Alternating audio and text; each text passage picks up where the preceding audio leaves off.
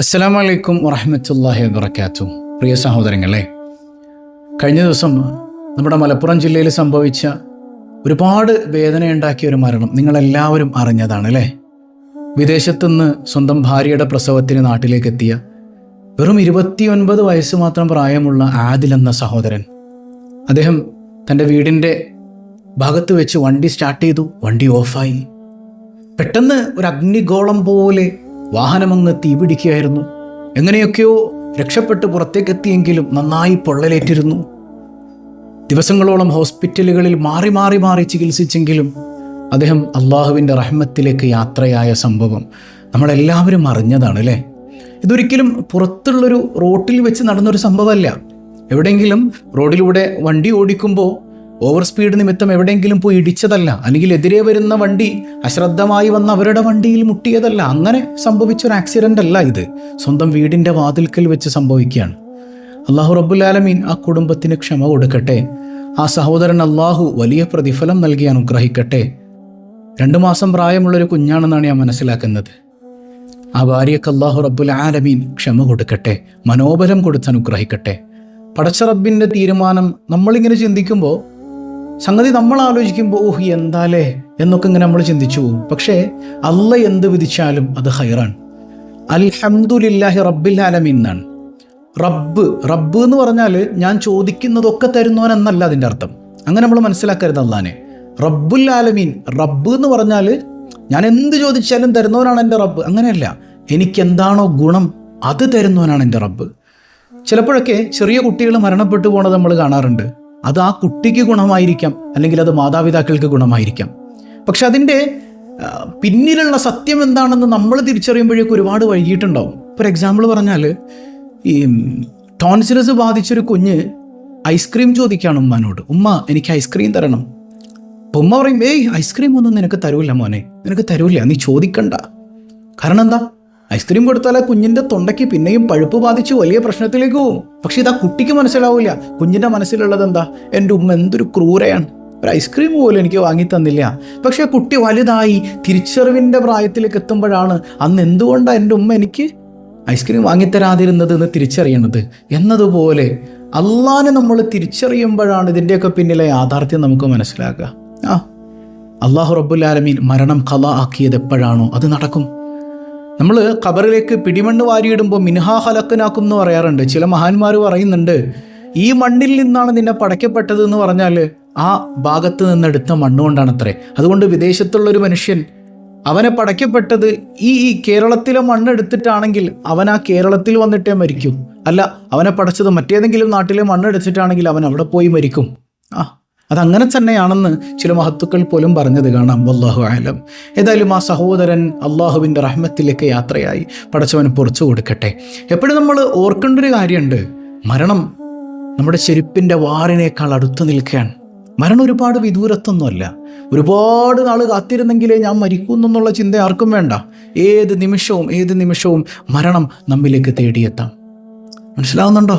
അപകട മരണങ്ങളിൽ നിന്ന്, പെട്ടെന്നുള്ള മരണങ്ങളിൽ നിന്ന് അള്ളാഹു റബ്ബുൽ ആലമീൻ നമ്മളെ കാത്തുരക്ഷിക്കട്ടെ. ഈ വാർത്തയൊക്കെ കാണുമ്പോൾ നമുക്ക് എന്താ തോന്നുന്നത്? എന്താണ് ഇതിൻ്റെ പിന്നിലെ രഹസ്യം? ഇത് നമുക്കുള്ളൊരു ബോധവൽക്കരണം കൂടെയാണ്. നിങ്ങളും മരിക്കും. പിന്നെ അത് ഞങ്ങൾക്കറിയാം അല്ലേ? നമുക്ക് എല്ലാവർക്കും അറിയാം നമ്മൾ മരിക്കുമെന്ന്. എന്നാൻ ചോദിക്കട്ടെ, ഈ സെക്കൻഡിൽ മരിക്കുമെന്ന് ഉറപ്പുള്ള എത്ര പേരുണ്ട്? ഞാൻ ഇന്ന് മരിക്കും എന്ന് ചിന്തിക്കുന്ന ആളുകൾ എത്ര പേരുണ്ട്? ഞാൻ മരിക്കും എന്ന ബോധമുണ്ട്, പക്ഷേ ഞാൻ ഇന്ന് മരിക്കുമെന്ന് ചിന്തിക്കുന്ന ആളുകൾ നമ്മളിൽ വളരെ കുറവാണ്. ഏത് നിമിഷവും അള്ളാഹു റബ്ബുൽ ആലമീൻ്റെ മരണം നമ്മളിലേക്ക് കടന്നു വരാം. പാലക്കാടുള്ള ദറസിൽ പഠിക്കുന്ന 10ാം ക്ലാസ്സുകാരനായ കുട്ടി അറ്റാക്ക് വന്ന് മരിച്ചു. 10ാം ക്ലാസ്സുകാരനായ കുട്ടി. അതുപോലെ മറ്റൊരു മുത്തഅല്ലിമായ ചെറിയ കുട്ടി ഒരു ചെറിയ ഓടയിലേക്ക് കാല് തന്നെ വീണ് ഹോസ്പിറ്റലിലേക്ക് കൊണ്ടുപോയി രക്ഷിക്കാൻ കഴിഞ്ഞില്ല, അങ്ങനെ മരിച്ചു.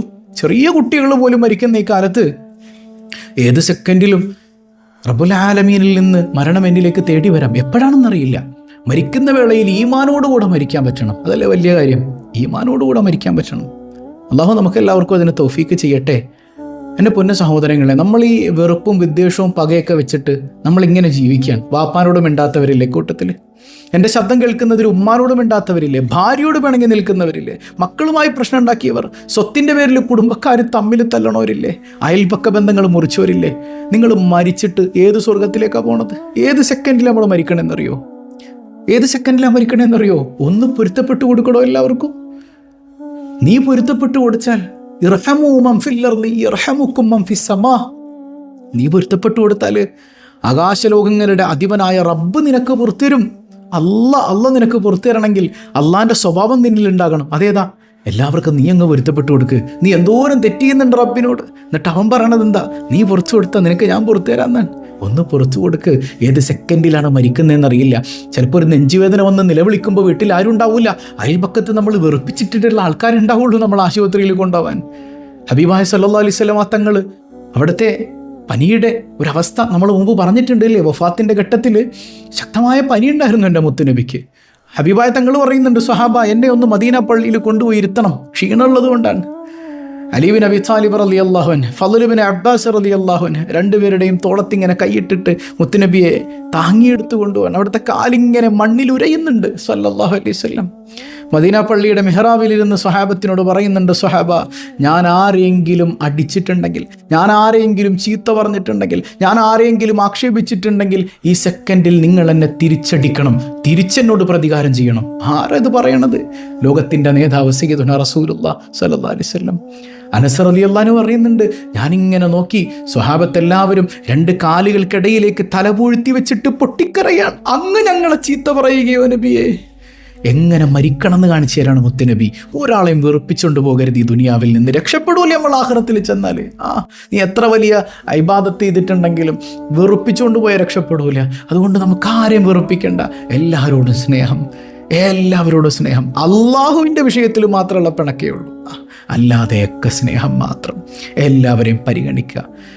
എപ്പോഴാണ് മരണം വരുന്നതെന്നറിയില്ല. ആ മരണചിന്ത ഉണ്ടാകണം. മഹാനായ ഖുർത്തുബി ഇമാം ഉദ്ധരിക്കുന്നുണ്ട്, ഒരു രാജാവിനോട് ആ രാജകൊട്ടാരത്തിലെ വൈദ്യം എന്ന് പറയാണ്, പ്രഭു അങ്ങ് നാളെ മരിക്കും എന്ന് പറഞ്ഞാൽ ഇന്ന് അയാൾ എത്ര വലിയ കോടാനുകോടി വിലയുള്ള സിംഹാസനത്തിൻ്റെ മുകളിലാണ് ഇരിക്കുന്നതെങ്കിലും അത് വല്ല ഗുണം ഉണ്ടാവുമോ? അതിൽ സുഖം ഉണ്ടാവുമോ? ഇല്ല. എന്നതുപോലെ നമ്മൾ സുഖങ്ങളിൽ ഇങ്ങനെ മതിമറക്കണ്ട. ഏത് സെക്കൻഡിലും അള്ളാഹു നമ്മുടെ റൂഹെ പിടിച്ചേക്കാം. ഒറ്റ ദുആ, പഠിച്ചോനെ എവിടെ വെച്ച് മരിച്ചാലും ഈമാനൊന്ന് സലാമത്താക്കി തരണേ അല്ലാ, പെട്ടെന്ന് വിളിക്കല്ലേ അല്ലാ. അള്ളാഹിനോട് ദുആക്ക. പഠിച്ചോൻ കാരുണ്യവാനല്ലേ. അള്ളാഹു മരണപ്പെട്ട സഹോദരന് പുറത്തു കൊടുക്കട്ടെ. അദ്ദേഹത്തിൻ്റെ ഭാര്യയ്ക്ക്, കുടുംബത്തിന് അള്ളാഹു സമാധാനം കൊടുക്കട്ടെ, മനോബലം നൽകി അനുഗ്രഹിക്കട്ടെ. അവനെ തിരിച്ചറിഞ്ഞ് അൽഹംദുലില്ലാ പറയാൻ അള്ളാഹു തൗഫീക്ക് നൽകട്ടെ. വസ്സലാമു അലൈക്കും വറഹ്മത്തുള്ളാഹി വബറകാതുഹു.